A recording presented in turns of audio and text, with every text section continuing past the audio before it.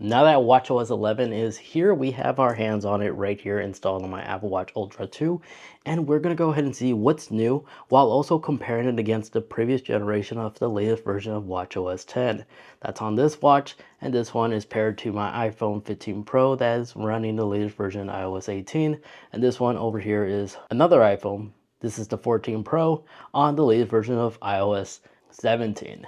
So the compatibility list. Every Apple Watch, so long as it's the Series 6 or newer, this will include the second generation Apple Watch SE, will be receiving the new firmware update of WatchOS 11. Unfortunately, if you own an Apple Watch SE first generation or the Series 5, it's not going to be compatible for WatchOS 11. Apple is discontinuing support for those devices, unfortunately. So with that said, let's get started with the differences between these two firmware updates. So one of the things that Apple didn't cover can be located in the settings, because now if we go back and we go into the sound and haptics tabs, we finally have the ability to change the ringtone for incoming calls, tech tone, a new email, calendar alerts, reminder, and other like default notification alerts, because I'm sure we all are familiar with this sound. Now you can swap it with this. Cheer. Moment.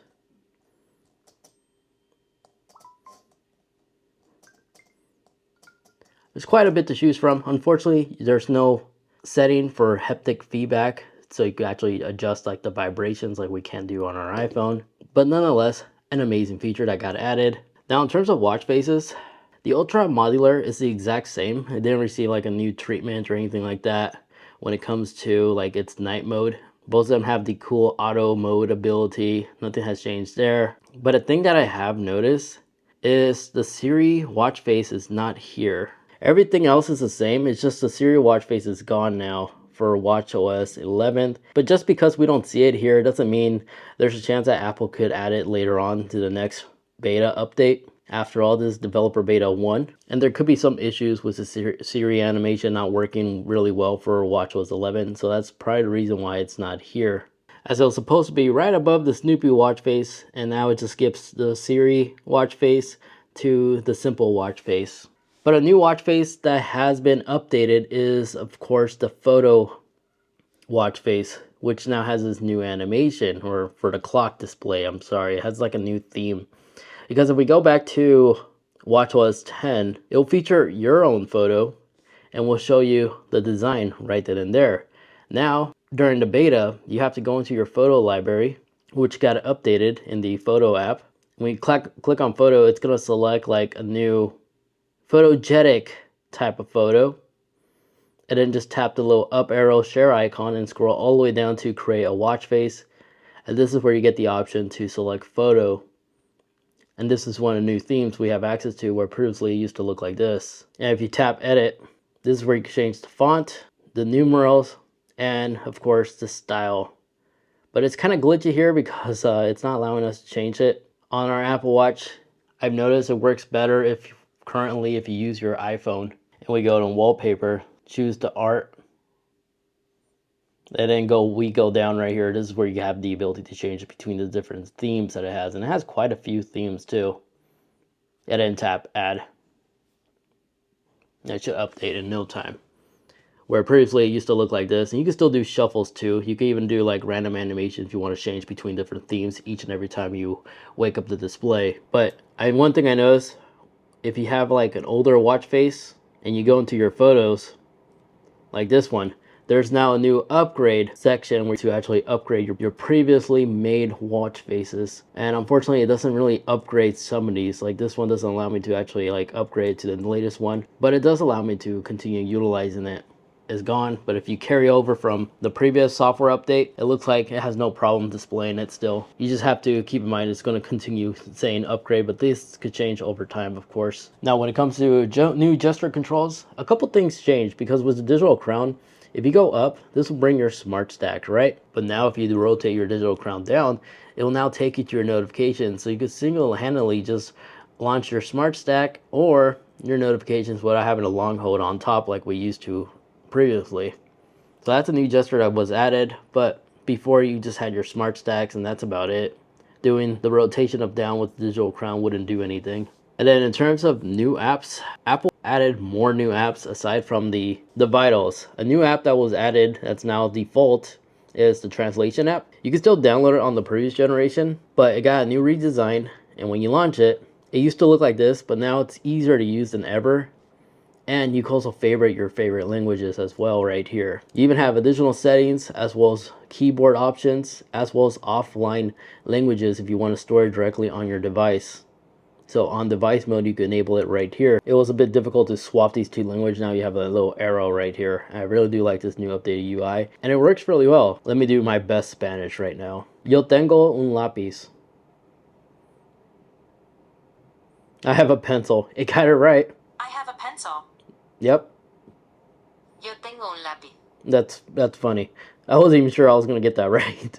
But that's changed and been revamped. Another standard app is the Shazam app. Since its partner was Apple, now it's actually default installed on your Apple Watch, but just like the translation app, you can still delete it if you don't like the Shazam app. Another app that did receive an update is the calendar. That's before it used to look like this when you go into the today list, and now your reminders are also going to be located in your calendar app. Now in the widget tab, this now supports active widgets, which will display the stats of like your Lyft arrival, your Starbucks order process, or Domino's, such as an example. Very similar to like what we've seen in the past with our iPhones on iOS 17. Active widgets will now be featured on top here by default.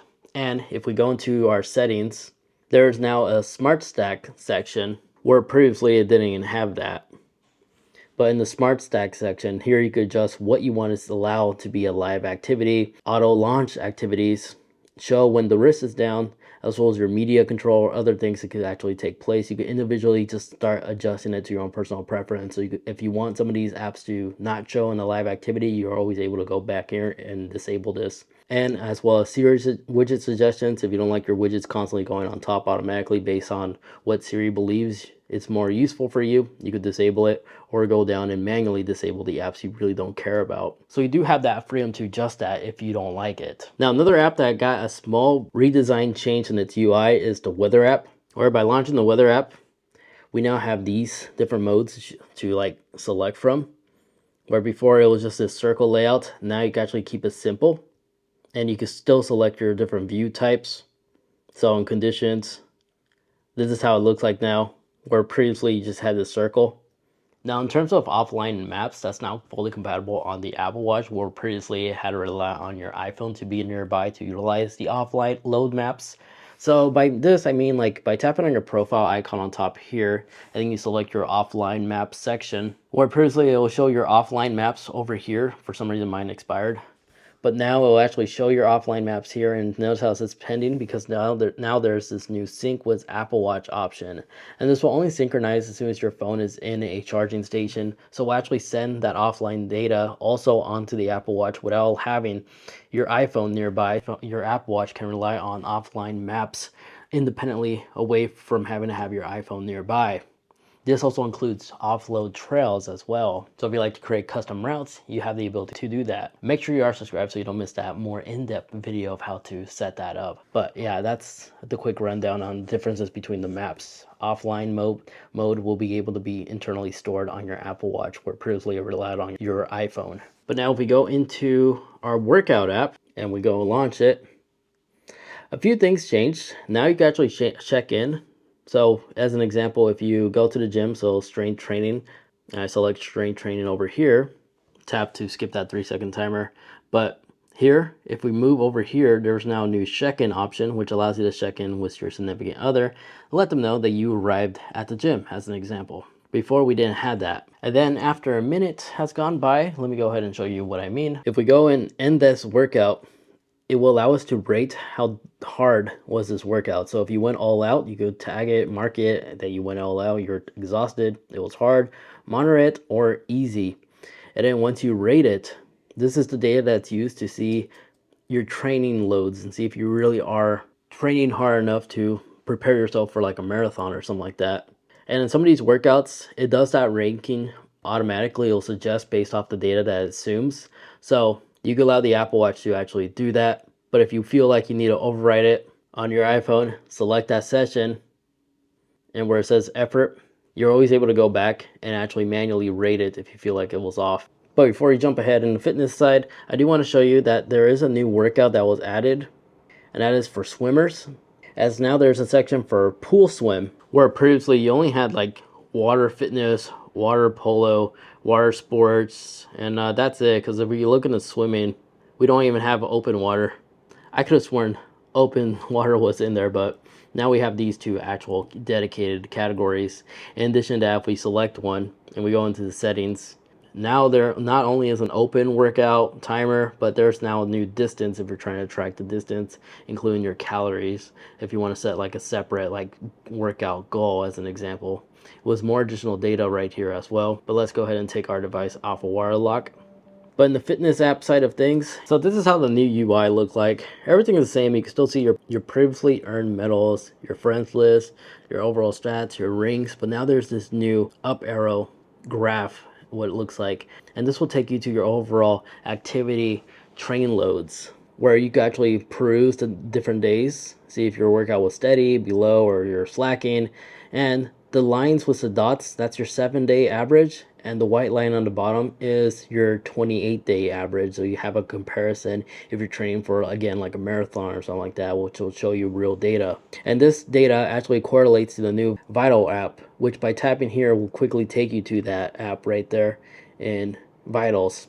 Now it only takes 7 days for it to get your average data, and so far I'm still missing 6 days. I need to sleep with the Apple Watch overnight to take advantage of this, because it tracks not only your sleep, your respiratory rate, your skin temperature, blood oxygen, and your resting heart rate.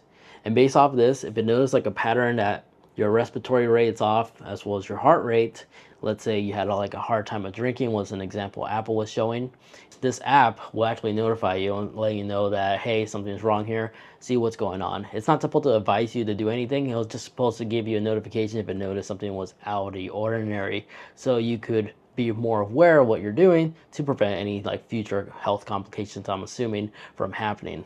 Then before we move on, the Vital app does look like the previous sensors that was found on the Apple Watch first generation Apple Watches, was the heart rate sensor looking like this. I think that's where they took that design out from. I thought that was kind of cool.